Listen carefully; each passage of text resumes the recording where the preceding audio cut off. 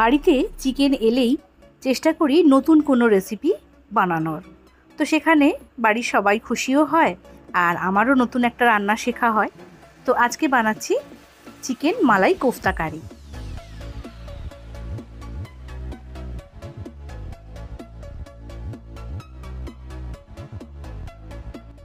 Chicken paste বানিয়ে নিয়েছি, তার মধ্যে একে একে নুন আর দেব গোলমরিচের গুঁড়ো, চিলি ফ্লেক্স, গরম মশলার গুঁড়ো, জিরে গুঁড়ো, আদা রসুন বাটা, আর দিলাম টক দই আর পেঁয়াজ কুচি দিচ্ছি।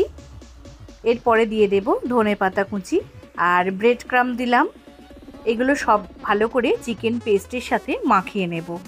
যেহেতু চিকেন পেস্ট করাই রয়েছে, তো রান্নাটা হতে কিন্তু খুব বেশি সময় লাগবে না, খুব তাড়াতাড়ি রান্নাটা হয়ে যাবে।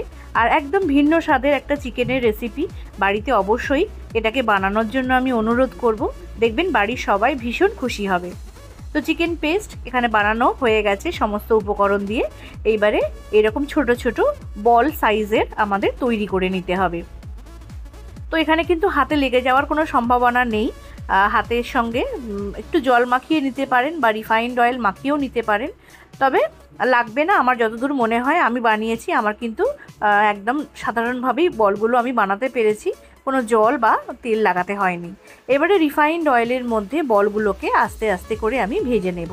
এই সময় ফ্লেমটাকে কিন্তু মিডিয়ামে রাখবেন, হাইতে রাখলে ওপরের যে কভারটা সেটা পুড়ে যাবে আর ভিতরে চিকেনটা কিন্তু সেদ্ধ হবে না। তো হালকা করে এরকম এপিট ওপিট একটু ভেজে তুলে নেব। খুব হালকা করেই ভাজলাম, বেশি কড়া আমি করিনি। তো এগুলোকে সব তেল থেকে ছেঁকে তুলে নিলাম আর বাকিগুলোকেও এক এক করে ভেজে নেব ওই একইভাবে। এবারে ফ্রাই প্যানে রিফাইন্ড অয়েল দিয়ে একটা স্লাইস করা পেঁয়াজ দিয়ে দিলাম। পেঁয়াজটাকে হালকা করে একটু ভেজে নেব, খুব বেশি কড়া করব না, কারণ পেঁয়াজের একটা পেস্ট আমাদের বানাতে হবে। তো তারও আগে আরও কিছু উপকরণ এর সাথে আমি অ্যাড করব। তো প্রথমে আমি কাঁচা লঙ্কা কুচি বেশ কিছু দিয়ে দিলাম, আপনি যেমন ঝাল খান সেই অনুযায়ী দেবেন। কাজু বাদাম দিলাম আর গোটা গরম মশলা দিয়েছি, মানে দারচিনি লবঙ্গ এলাচ অল্প অল্প করে একটু দিয়েছি। সব কিছু একটু নাড়াচাড়া করে নিলাম। আর খুব বেশি কিন্তু এটা পোড়ানোর দরকার নেই, তাহলে এর ফ্লেভারটা কিন্তু চলে যাবে। হালকা করে একটু ভেজে নিয়ে এটাকে ঠান্ডা করে নিতে হবে। ঠান্ডা করে নিয়ে তারপর একটা গ্রাইন্ডিং জারে দিয়ে এর মিহি একটা পেস্ট আমি বানিয়ে নেব। তো গ্রাইন্ডিং জারে এগুলোকে আমি আস্তে আস্তে তুলে দিচ্ছি, ঠান্ডা করে নিয়েছি। তো অল্প একটু জল দিতেও পারেন বা এখানে যে তেলটা রয়েছে তাতেই কিন্তু পেস্ট হয়ে যাবে। এর মধ্যে অল্প একটু টক দই আমি দিয়ে দিলাম। তো টক দই দিয়ে 3 চামচ 4 চামচের মতো টক দই আমি দিয়েছি, দিয়ে একটা ফাইন পেস্ট বানিয়ে রাখলাম। আবারও রিফাইন্ড অয়েল নিয়েছি ফ্রাই প্যানে, তার মধ্যে আদা আর রসুন বাটা এর মধ্যে দিয়ে দিলাম। আদা রসুন বাটা দিয়ে তারপরে ভালো করে কষিয়ে নিয়ে পেঁয়াজের যে পেস্ট বানিয়েছিলাম পেঁয়াজ কাজু বাদাম দিয়ে, সেই পেস্ট এর মধ্যে দিয়ে ভালো করে নাড়াচাড়া করে নিতে হবে। আদা রসুনের কাঁচা গন্ধটাও চলে যাবে। তো ফ্লেমটাকে কমিয়ে দিয়ে অবশ্যই এই প্রসেসটা করতে হবে। একটু সময় লাগবে, 2-3 মিনিট ধরে এটাকে একটু কষিয়ে নিলাম। তারপরে এর মধ্যে পরিমাণ মতো নুন দেব আর গরম মশলার গুঁড়ো দিলাম, জিরে গুঁড়ো দিলাম আর একটু গোলমরিচের গুঁড়ো দিলাম, দিয়ে অল্প একটু জল দিয়ে এটাকে গ্রেভি তৈরি করে নেব। জল খুব বেশি দেওয়ার দরকার নেই, এটা কিন্তু একটু ঘনই হয়, খুব বেশি এর মধ্যে কিন্তু গ্রেভি থাকে না। গ্রেভিটা যখন ফুটে উঠবে তখন চিকেনের যে বলগুলো আমি ভেজে রেখেছিলাম সেইগুলো একে একে এর মধ্যে দিয়ে দিচ্ছি। তো এখানে কিন্তু হলুদের ব্যবহার আমি করিনি, যেহেতু এটা মালাই কোফতা কারি।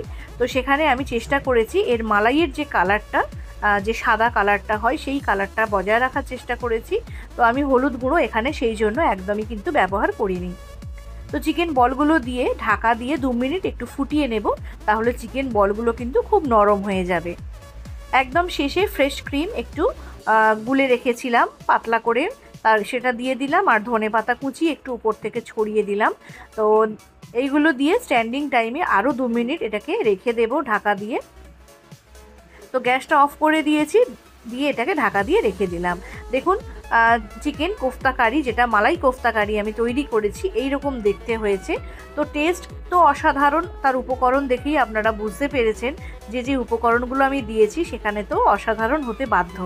তো অবশ্যই একবার বাড়িতে বানিয়ে দেখুন নতুন ধরনের রেসিপি।